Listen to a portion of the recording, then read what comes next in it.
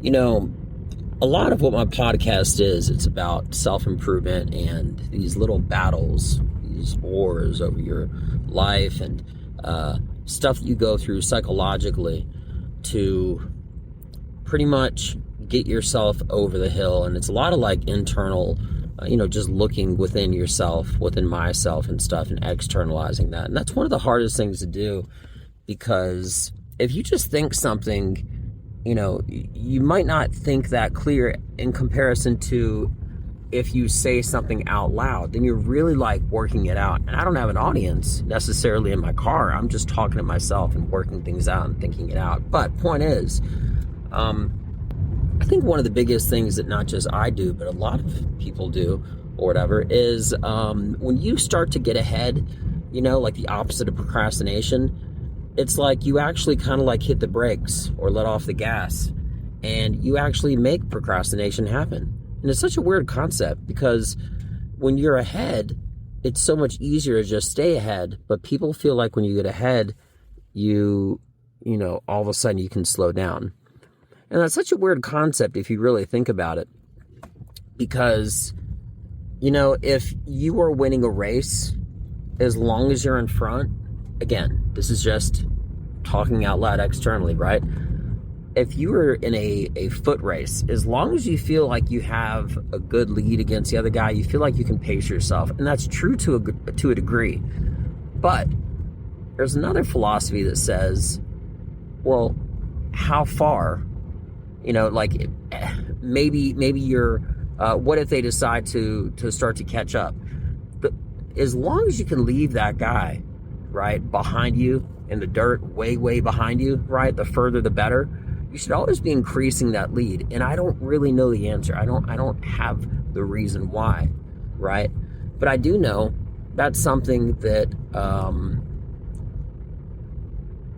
I do not want to, and I'm not going to do anymore, because I feel like if you don't procrastinate to get something done, it's like a weird, not even a phenomenon, it's just strange, but you feel like you have a reason to almost slow yourself down, right?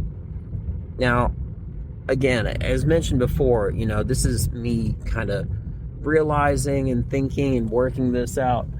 But you got to admit, a lot of times, even you, the listener, if you are working on something and you're ahead of schedule, all of a sudden there's like this weird thing where you feel like you can just sort of like kick back a little bit and slow down because you're ahead. What's wrong with being ahead? What's wrong with winning a race multiple lengths or minutes earlier or something like that? I think the only time that you don't do that is in racing, car racing specifically, I mean, because the pedal is to the metal. If you ever watch Formula One, I love Formula One. If they get a lead, they will lap somebody. There's no other sport like that. Some people might not call it a sport, but a lot of times, even again in competitive sports, if they have a lead, they don't try to, typically speaking, try to press that lead. If a guy is up in boxing and he's winning on rounds, he doesn't necessarily try to win the fight because he knows he's already going to win. He can just pace himself. But what about the other side of that coin? What about the other side of the coin that says, let's finish this guy? Let's lap the person when we're racing them. Let's not win by have the next person behind me be 30 seconds behind me. Let's have him be a minute behind me.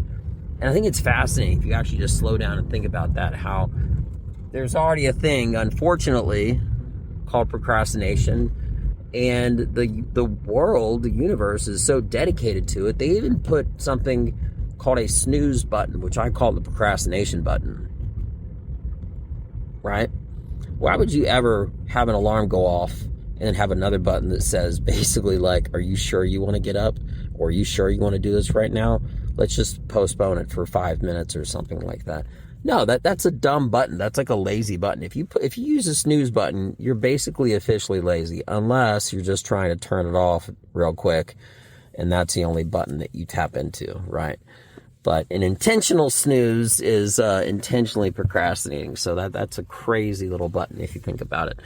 But yeah, I was just thinking the other day, because I had a situation to where I was ahead of schedule, and then I knew that if I ended up taking longer to do things that I needed to get done before the end of the night, if I actually slowed down, if anything happened or if something popped up or if something took longer than expected, I basically wasn't going to be going to bed at a certain time, at the time that I wanted to.